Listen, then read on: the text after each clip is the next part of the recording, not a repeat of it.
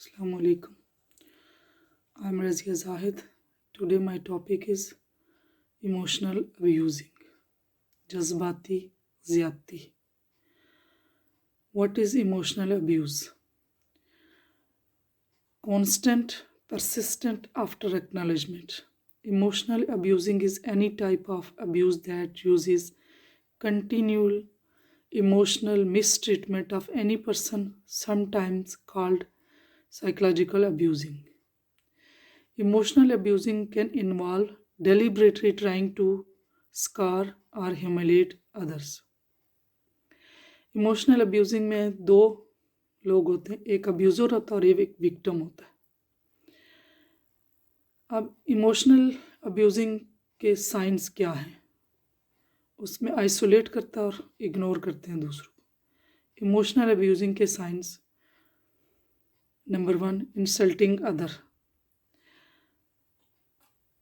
इसमें number 2, dismissing other feelings.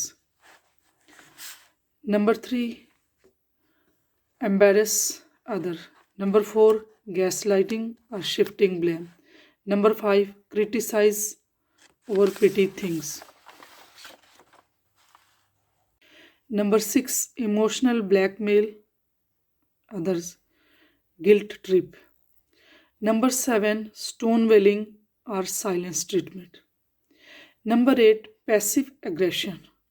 Number 9, name calling or humiliation. Number 10, सार्कज़म। अब इनको मैं वन बाय वन सब की डिटेल में एग्जांपल दूंगी। रूटीन में हम सारे लोग इसको एज अ जोक और मजाक में समझते हैं, लेकिन वही मजाक किसी एक के लिए मजाक हो सकता है और दूसरे के लिए वो इमोशनल अब्यूज़ हो सकता है।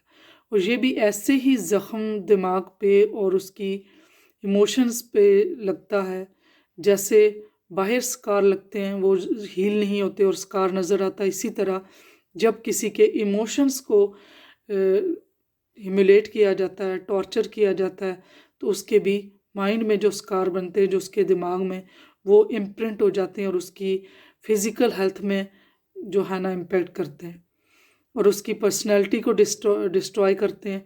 और जो मेंटल हेल्थ उसकी डिस्टर्ब होती है तो 90-80% जो है ना वो साइकोसोमेटिक प्रॉब्लम आते हैं।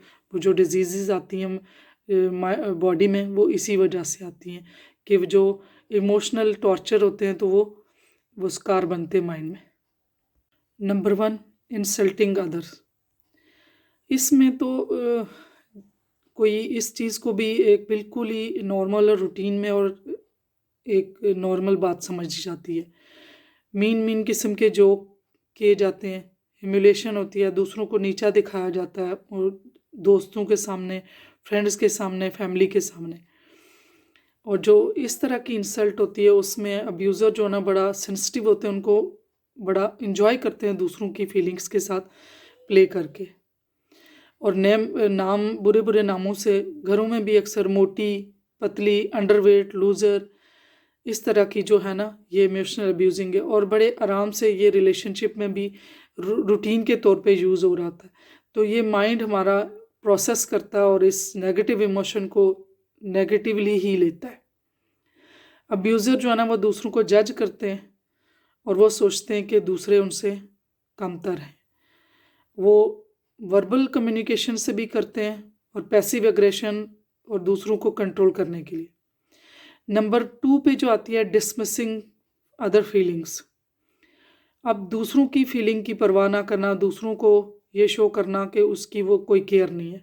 ये भी टॉक्सिक माइंडसेट के साथ इंसान होते हैं और ये पर्पसफुली दूसरों की फीलिंग्स को जानबूझ के वो इग्नोर करते हैं और वो ये सोचते हैं कि लोगों के साथ जो बुरा वक्त आता है या उनके साथ जो भी हार्ड टाइम आता है, कोई भी मुश्किलात होती हैं या कोई उनके साथ इस तरह के इंसिडेंट्स होते हैं, तो इस तरह के माइंडसेट के लोग समझते हैं कि ये उनकी अपनी मिस्टेक्स हैं, ये उन मिस्टेक्स की वजह से और वो ये डिज़र्व करते हैं।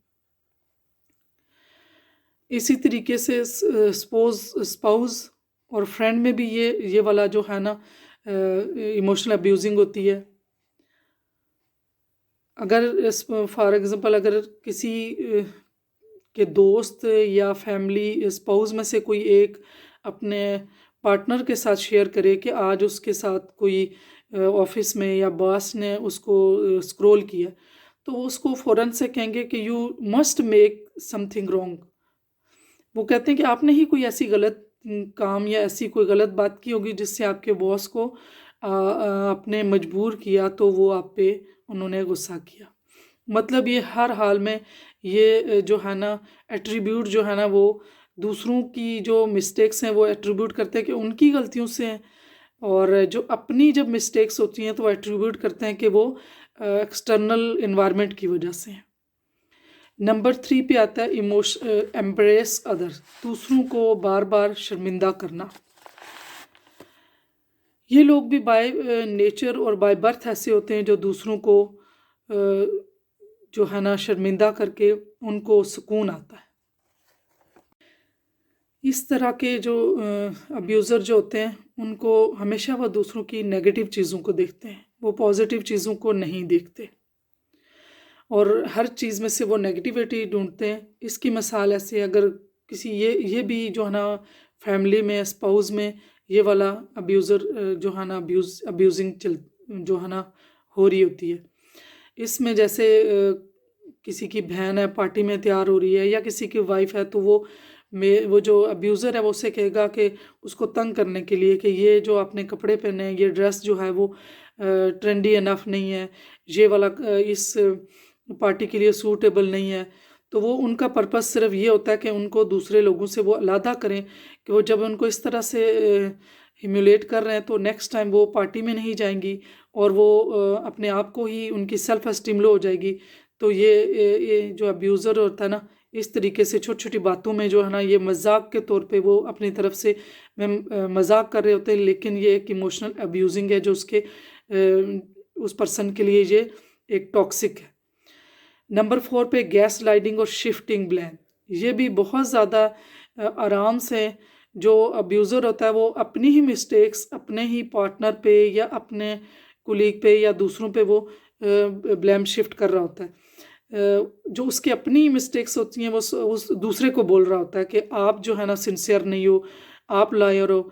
तो वो जो बंदा बात कर रहा होता है वो अपनी सेल्फ प्रोजेक्शन दूसरों पे कर रहा होता है, जो अपने अंदर उसकी फीलिंग्स और थॉट्स और अपने इमोशंस होते हैं वो दूसरों को बोल रहा होता है।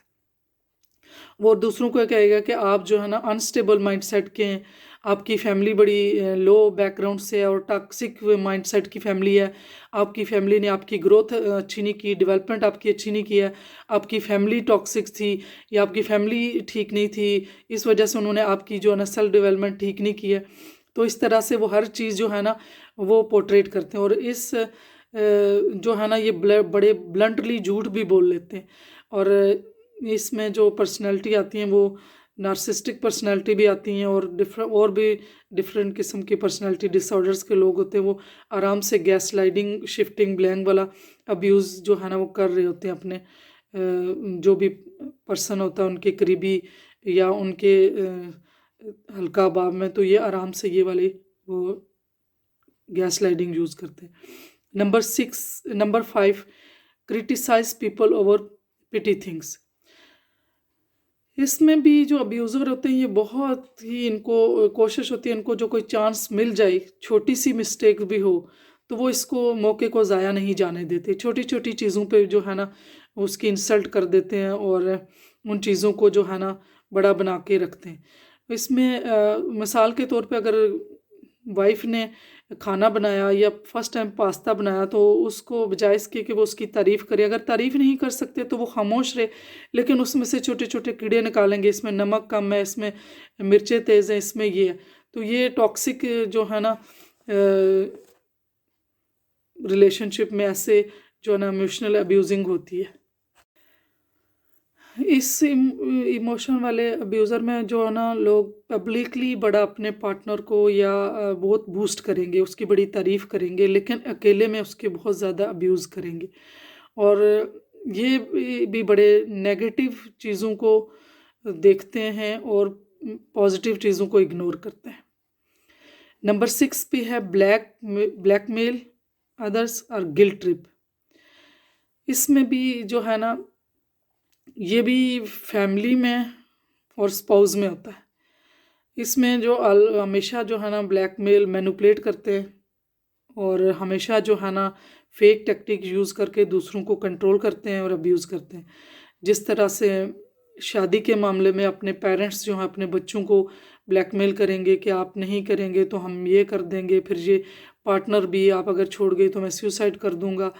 तो इस तरह से जो सेल्फ हार्म की थ्रेटनिंग और दूसरों को हार्म पहुंचाने की थ्रेटनिंग है, ये इमोशनल ब्लैकमेलिंग में आता है। और ये सरासर जो बंदा इमोशनल ब्लैकमेल कर रहा होता है वो अपने पर्पस के लिए और दूसरों को कंट्रोल करने के लिए कर रहा होता है। नंबर 7, स्टोन वेलिंग और साइलेंस ट्रीटमेंट। इसमें भी या तो बहुत ज़्यादा झगड़े और बहुत ज़्यादा एग्रेशन हो गई, या तो फिर बिल्कुल साइलेंस ट्रीटमेंट करते हैं। इसमें भी जो है ना, वो जो लोग खुद खुश नहीं होते तो उनको ये लगता है कि दूसरों को भी हक नहीं है कि वो खुश रहे, इसलिए वो इंक्लाइन होते कि दूसरों की खुशी में ना वो खुश ना रहने दें उनको, और उनको कोई ना कोई मसला डाल दें ताकि वो भी जो है ना परेशान रहे। ये भी पर्पसफुली लोगों को इग्नोर करते हैं और इसमें सम जो है ना साइलेंस ट्रीटमेंट करके दूसरों को इग्नोर करते हैं और वो काम करवाते हैं जो वो जो चाहते हैं। वो दूसरों की फीलिंग्स को डिसमिस करते हैं, दूसरों को जो डोमिनेट करते हैं खुद को, और कम्प्लीटली साइलेंस। सम टाइम तो ये होता है कि बगैर किसी वजह के इन्होंने जो काम करवाना होता है तो वो खामोशी इख्तियार करके साइलेंस ट्रीटमेंट के तौर पे वो करवा लेते। सम टाइम ये होता है कि किसी झगड़े के बाद वो कह के अपने आप को डिस्टेंस पे और साइलेंस पे रख देते हैं, और सम टाइम तो कुछ जो उनकी ज़रूरत की चीज़ें वो भी विदड्रॉ कर देते हैं। और ये जो है ना, ये भी बहुत ज़्यादा लोगों में, और ये काउंसलिंग के दौरान ये चीज़ें बहुत ज़्यादा देखने में आती हैं कि ये घरों में बहुत ज़्यादा इस तरह की टेक्निक भी यूज़ हो रही होती हैं। Number 8, passive aggression. Passive aggression में ये है कि डायरेक्ट जो बंदा है वो डायरेक्ट अपनी पर्पस को या एंगर को शो नहीं करता, और वो जो ना डिफरेंट टेक्निक यूज़ करता है। प्रोटेस्ट करेगा कि मेरा कोई ख्याल नहीं रखता, मेरी कोई बात नहीं मानता, हर वक्त उसको अपने बारे में ही होगा, मेरे साथ ये कर दिया, मेरा ये नहीं किया, मेरा किसी ने ख्याल नहीं रखा। तो हर वक्त वो अपने ही रोएगा और अपने ही इश्यूज़ खड़े करेगा, और वो स्टबन होता है। वो किसी की सुजेशन या किसी की बात को नहीं मानते। ऐसे लोग अनप्रिडिक्टेबल मूड के होते हैं, जब चाहें तो वो फ़ौरन से उनका मूड शिफ्ट हो जाता है, और उनके दो फेस होते हैं एक्टिंग। पब्लिकली वो बड़े चार्मिंग खुश होते हैं, और जैसे ही घर आते हैं तो उनका फ़ौरन से मूड शिफ्ट हो जाता है, और उनकी टोटली पर्सनैलिटी जो है ना वो चेंज हो जाती है। और ऐसे लोग पब्लिकली जो है ना अग्रेशन शो करते हैं, और पब्लिकली लोगों के सामने फ़ौरन फाइट में जो है ना वो पार्ट ले लेते हैं। Number 9, name calling humiliation. इसमें ब्लंट नेम कॉलिंग है, लूज़र, स्टूपिड, इमेच्योर। मिसाल के तौर पर अगर किसी के पेरेंट्स भी इस तरह से अपने बच्चों को इस तरह के अब्यूजिंग कर रहे होते हैं, और ये नेम कॉलिंग जो है वो इंसान के माइंड पे इम्प्रिंट होता है, ये फिर उसकी पर्सनैलिटी को ख़राब करता है, और ये जो है ना बहुत जल्दी बग़ैर किसी काउंसलिंग और हिप्नोथेरेपी के उनके जो लाशोर में चीज़ें बैठ जाती हैं वो नहीं निकलती, और उनको सारी लाइफ में जो चीज़ें जो है ना वो तंग कर रही होती हैं। तो इसमें पेरेंट्स भी ऐसे करते हैं, अगर किसी की ग्रेड अच्छा नहीं आया तो उन्होंने अपने बच्चे को शोकेस बना लेते हैं। वो सबके सामने बार बार बता रहे होते हैं कि इसने नंबर कम लिए, इसने पढ़ाई नहीं की, इसने ये प्रॉपर स्टडी नहीं की। तो वो हर एक के सामने, अपने रिश्तेदारों के सामने, अपनी फैमिली मेम्बर के सामने, अपने दूर पर जहाँ भी जाएंगे वो अपने बच्चे को इस तरीके से ह्यूमिलेट करते रहेंगे, उसकी अब्यूजिंग होती रहेगी। नंबर 10 पे सार्काज़म।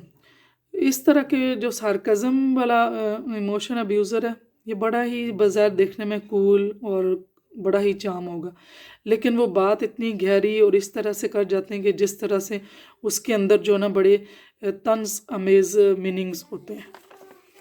तो इन सारों की अब डीलिंग कैसे है? अब डीलिंग के लिए, डीलिंग में आता reach out to someone, family member, friends, some trustable person, anonymous helpline, supportive network. इसमें set boundaries, changing priorities, get professional help, exit plan.